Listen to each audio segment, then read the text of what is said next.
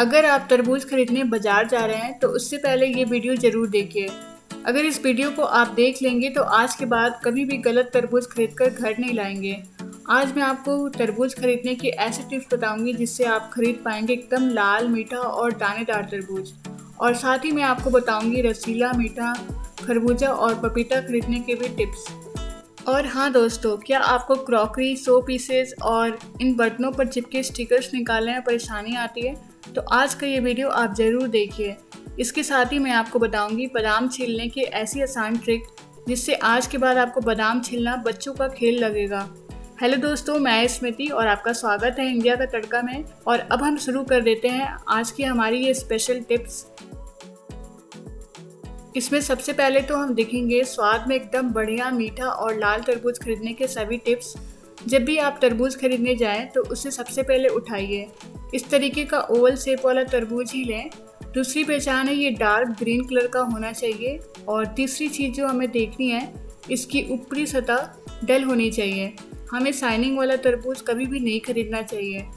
चमकदार और चिकनी सतह वाले तरबूज अच्छे नहीं निकलते। और चौथी पहचान यह है कि इसका ये पीला वाला पार्ट, दोस्तों ये येलो पार्ट जितना बड़ा होता है उतना ही तरबूज अच्छा निकलता है। और पांचवी जो पहचान है, इसे इस तरह से बजा कर देखिए। तरबूज जितना पका होगा उतना हॉलो साउंड करेगा। फ्रेंड्स, हॉलो साउंड यानी खोखली सी आवाज़।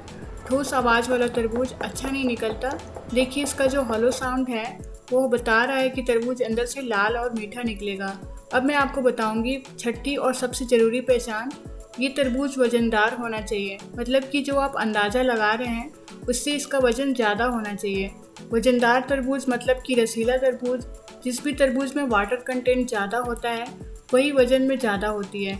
और इसका मतलब है कि तरबूज एकदम मीठा और रसीला निकलता है। अब मैं आपको सातवां और एकदम लास्ट टिप बता देती हूँ। तरबूज खरीदते समय देखिए, जो इसकी टेल है वो ड्राई और ब्राउन सी होनी चाहिए। अगर ये लाइट ग्रीन कलर की है तो मतलब तरबूज कच्चा निकलेगा। तो दोस्तों, आज जो मैंने ये 7 टिप्स आपको तरबूज खरीदने के लिए बताए हैं, अगर आप उनको ध्यान रखते हुए तरबूज खरीदेंगे तो 100% आपका तरबूज अच्छा ही निकलेगा। और हाँ, आज का ये तरबूज मैंने खरीदते समय इन बातों का ध्यान रखा था। तो चलिए झटपट इसे काट कर मैं आपको दिखा देती हूँ।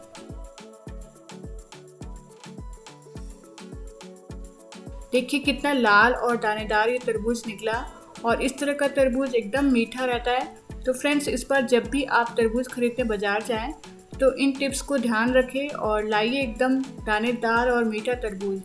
चलिए, तो अब मैं आपको बता देती हूँ खरबूजा और पपीता खरीदने के परफेक्ट टिप्स जिससे आप खरीद पाएंगे एकदम मीठा रसीला खरबूजा और पपीता भी। तो दोस्तों, जब भी आप पपीता खरीदने जाएँ तो इसके ऊपर की सतह डल देख कर ही खरीदें और इसे इस तरह से बजा कर देखें। इसमें से खोखली आवाज़ यानी कि हॉलो साउंड आना चाहिए। ठोस या सॉलिड आवाज़ वाला पपीता जो होता है वो फीका निकलता है। और इसकी जो टेल वाला पार्ट है वो एकदम ब्राउन और ड्राई होना चाहिए। अगर ये ग्रीन कलर का है तो इसका मतलब पपीता कच्चा निकलेगा। और जब आप इसे हिलाएंगे तो इसमें अंदर से बीज की आवाज़ आएगी, मतलब बीज वाला पपीता अच्छा पका हुआ और मीठा होता है। और ख़ास करके एकदम वज़नदार पपीता खरीदें, यानी कि जितना अंदाज़ा आप लगा रहे हैं उससे ज़्यादा वज़न होना चाहिए। ठीक इसी तरह से खरबूज भी वज़नदार होना चाहिए, तभी वो मीठे और रसीले निकलते हैं। जो खरबूजा वज़न में ज़्यादा होते हैं इनमें वाटर कंटेंट, पानी यानी कि जूस ज़्यादा होती है, इसी वजह से इनका वज़न भी ज़्यादा होता है। इसका मतलब है कि जो वज़नदार खरबूजा या पपीता हो वो अच्छा रहेगा, वो रसीला और एकदम मीठा निकलेगा। तो देखिए, मैं आपको पपीता कट करके दिखाती हूँ। तो देखिए, जैसा कि मैंने आपको बताया था, इसमें से बीज निकलेंगे और एकदम लाल पका हुआ पपीता है। और इसी तरह से मैं आपको खरबूजा भी काट के दिखाती हूँ, ये भी एकदम पका हुआ और रसीला है। तो इस टिप्स को ही ध्यान में रख के आप तरबूज, पपीता और खरबूज खरीदें। अब चलते हैं अगली टिप्स की ओर।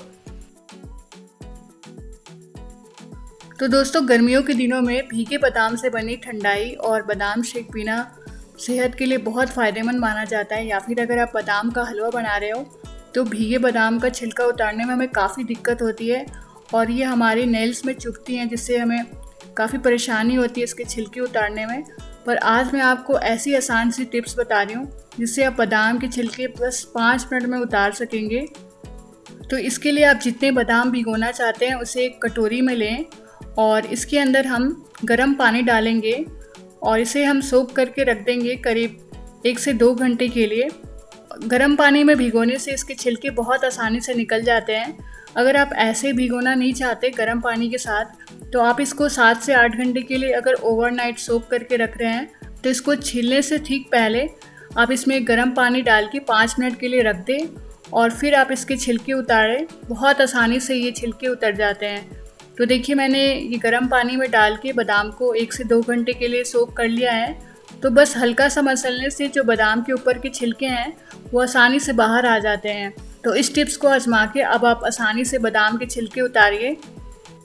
तो दोस्तों अब आपको भी बादाम छीलना बिल्कुल बच्चों के खेल जैसा लगेगा। तो चलिए अब चलते हैं हमारी अगली टिप्स की ओर। तो जब भी हम इस तरह से कोई नए बर्तन, कांच के बर्तन या क्रॉकरी वगैरह लेके आते हैं तो इस पे इस तरह से स्टिकर्स लगे हुए होते हैं जिन्हें अगर हम छुड़ाने चाहें तो ये आधे अधूरे ही बाहर आते हैं। तो आज मैं आपसे एकदम आसान सी टिप्स बता रही हूँ जिससे आप ये स्टिकर्स आसानी से निकाल सकते हैं। तो इसके लिए बहुत ही सिंपल सी टिप आजमानी है आपको। हम सभी के घरों में हेयर ड्रायर होता है। इस हेयर ड्रायर की मदद से हमें ये स्टिकर्स उतारने हैं। तो हम कुछ सेकेंड के लिए जो भी हम कांच के बर्तन या फिर क्रॉकरी वगैरह के स्टिकर्स उतारना चाहते हैं उसके ऊपर हम 10 से 15 सेकेंड के लिए ये हेयर ड्रायर चलाएंगे और ये गर्म होकर आसानी से स्टिकर निकल जाते हैं। तो हेयर ड्रायर का इस्तेमाल कर आप कांच के बर्तनों के ऊपर से या फिर आप प्लास्टिक के कंटेनर के ऊपर से या क्रॉकरी के ऊपर से स्टिकर आसानी से उतार सकते हैं। अगर आपके पास स्टील के बर्तन है और उसके ऊपर से आप स्टिकर उतारना चाहते हैं तो उसके लिए आप गैस की फ्लेम पे बर्तन को गर्म करें और ये स्टिकर आसानी से बाहर निकल जाता है। तो दोस्तों है ना बिल्कुल कारगर टिप ये स्टिकर निकालने के लिए। तो दोस्तों आप भी इन टिप्स को ज़रूर आजमाएं और अपने इन सभी कामों को आसान बनाएं और अपनी फैमिली फ्रेंड्स के साथ भी ज़रूर शेयर करें। और कैसी लगी आपको ये सारे टिप्स हमें ज़रूर बताएं। हमारे पेज इंडिया का तड़का पे नए हैं तो फॉलो कर लें। फिर मिलेंगे आपसे अगली वीडियो में। तब तक के लिए बाय बाय, टेक केयर।